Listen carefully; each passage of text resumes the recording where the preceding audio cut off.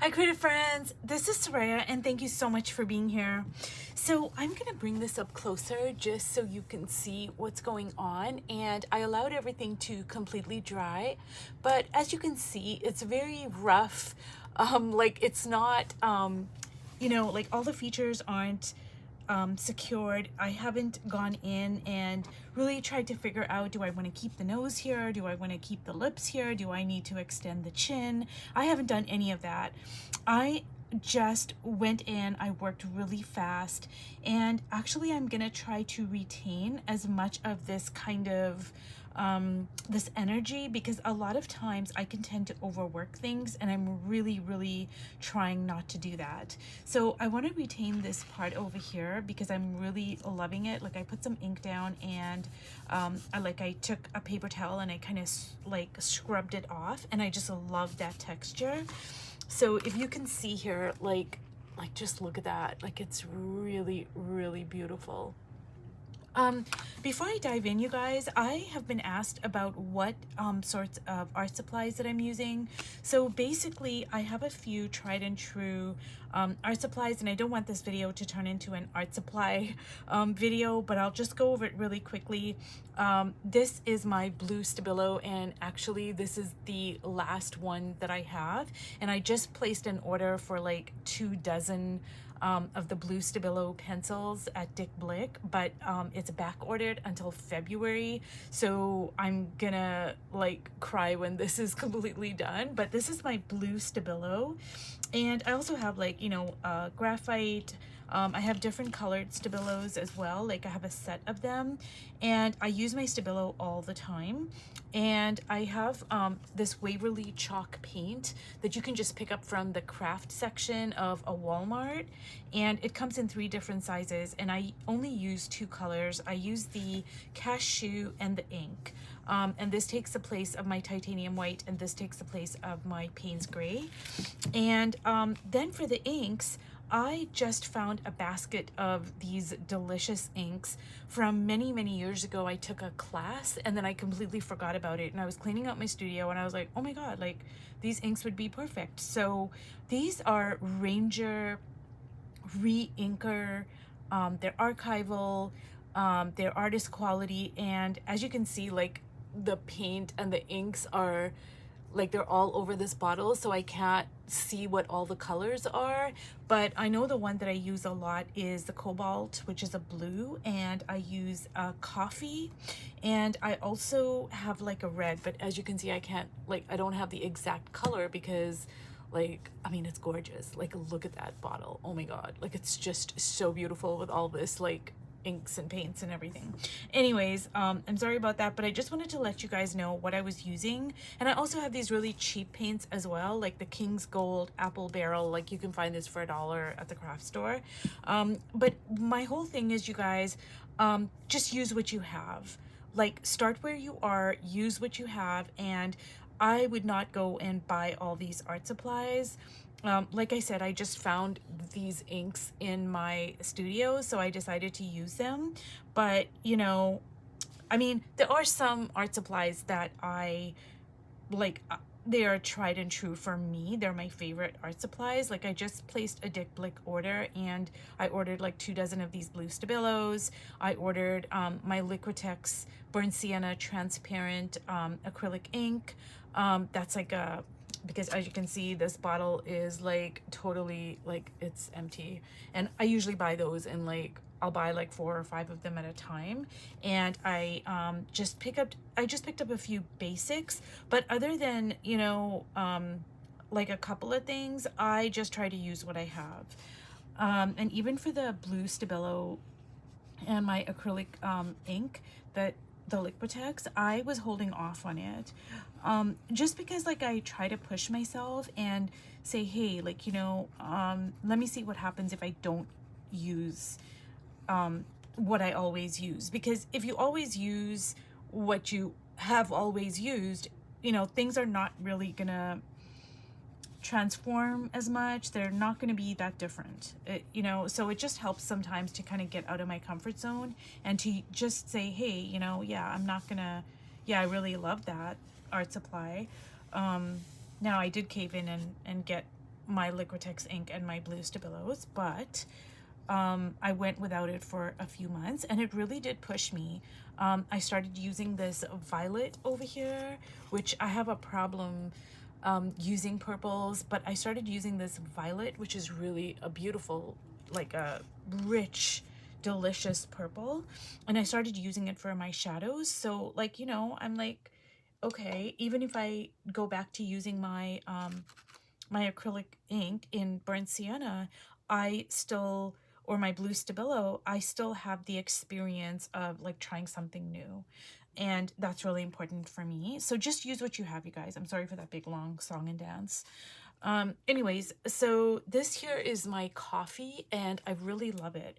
So what I'm gonna do is I am just gonna like start, I'm just gonna like continue building up on the figure, and now I'm gonna start to kind of hone in a little bit more, because up to now I was just kind of like, you know, very loosey goosey. Now I'm gonna start to kind of go, oh, you know, I'm gonna keep the nose here, and like I'm just gonna kind of just tighten up a little bit, not a whole lot, but.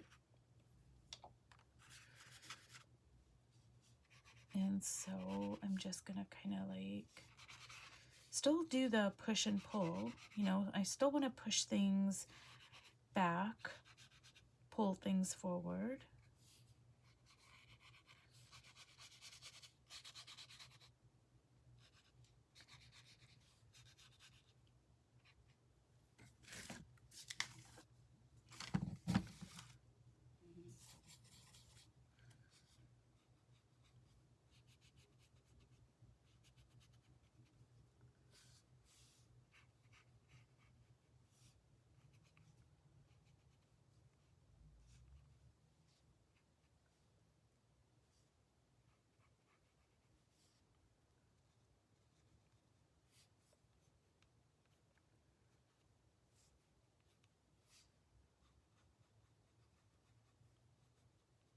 So I don't want to get like too fussy, you guys, and every time I say that, I end up like fussing with things, but I really want to try to just keep things very loose, because that's one of the things with being, you know, with trying to go for an emotive portrait is like, I do want messy.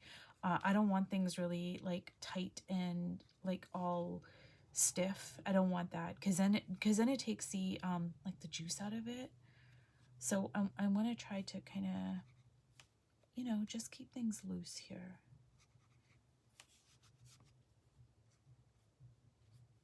Um,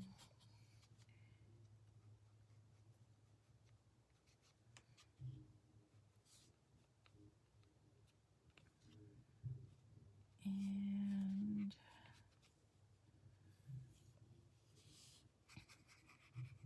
so like what I'm doing now is I'm just kind of like trying to like make the lips kind of stand out a little bit more, like model the nose a little bit. And I want to keep like some of the collage showing through here. So like this whole part here, look, I'm going to bring this up closer. So do you see by the lips, like all that collage there? Like all the text from the dictionary pages that I soaked in tea? I want to keep that. Like I don't want to cover it up. So I'm just gonna I'm just gonna leave it like that. I think that's really beautiful. So yeah, now I'm using my my Faber-Castell Pitt Artist Pen, and I'm just kind of like, again, I don't want to get all too tight.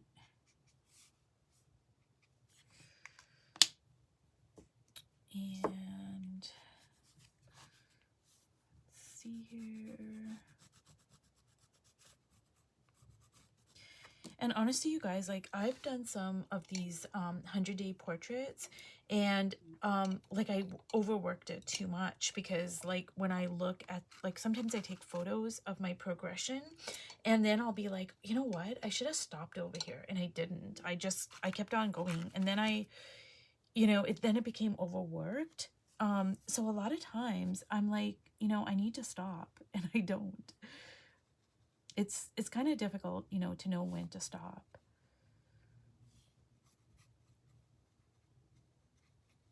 So I want to like leave things like I really love that like bit of blue over here in the side. I really love that. Like I don't want to cover that up.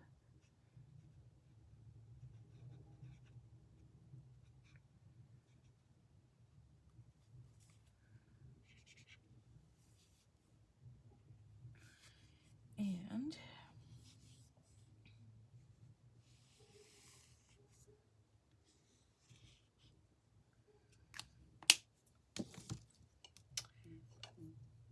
so I think, you know, honestly, I mean, she needs some eyebrows. I know that. And I don't even know about a background really. I mean, I guess I could do a background, but I just I just like the unfinished quality of like the hair.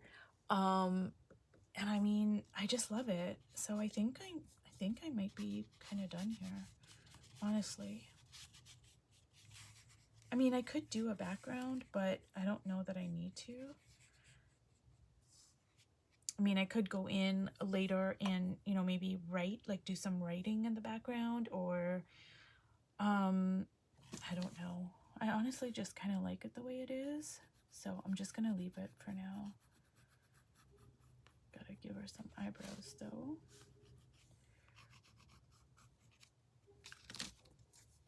And even with the eyebrows, I don't want to like overwork it.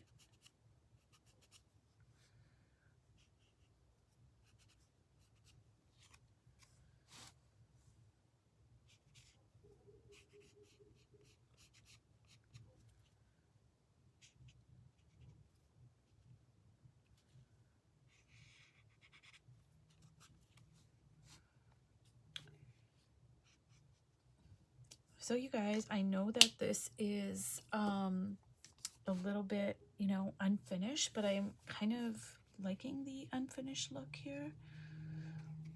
So I'm gonna bring it up closer here.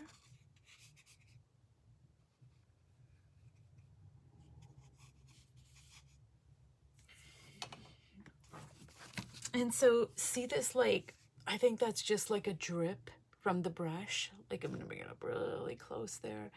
I'm just gonna leave it. Like I really love that. And like I mentioned about the collage, I'm gonna leave that. And even with the hair, like I like it kind of unfinished like that, like where you can see the tea bags. This is my own collage that I dipped in tea, and I just like it. So you guys, I think I'm just gonna leave it like this, and I think I'm just gonna kind of call it done. Now I could just, you know, put in some nostrils maybe.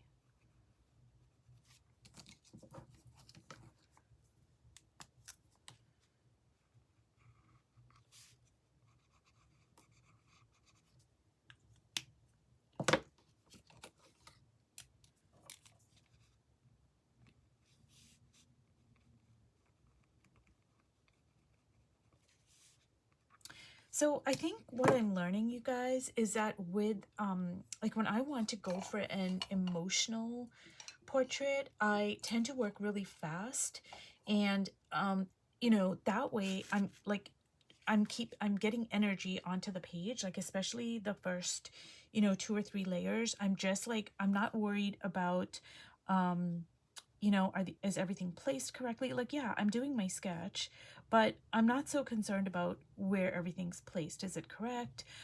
You know, are the eyes placed correctly, etc., etc.? I'm not really concerned about all of that. And then that allows me to be looser, to be freer, and not to be so stilted. And then, like, you know, by the second, third, I'm sorry, by the third or fourth layers, I'm kind of more like, oh, okay, let me see if everything's placed correctly, etc. But for those first 2 layers, I'm just, you know, just going in there, and it's so much fun, you guys. It's actually addictive.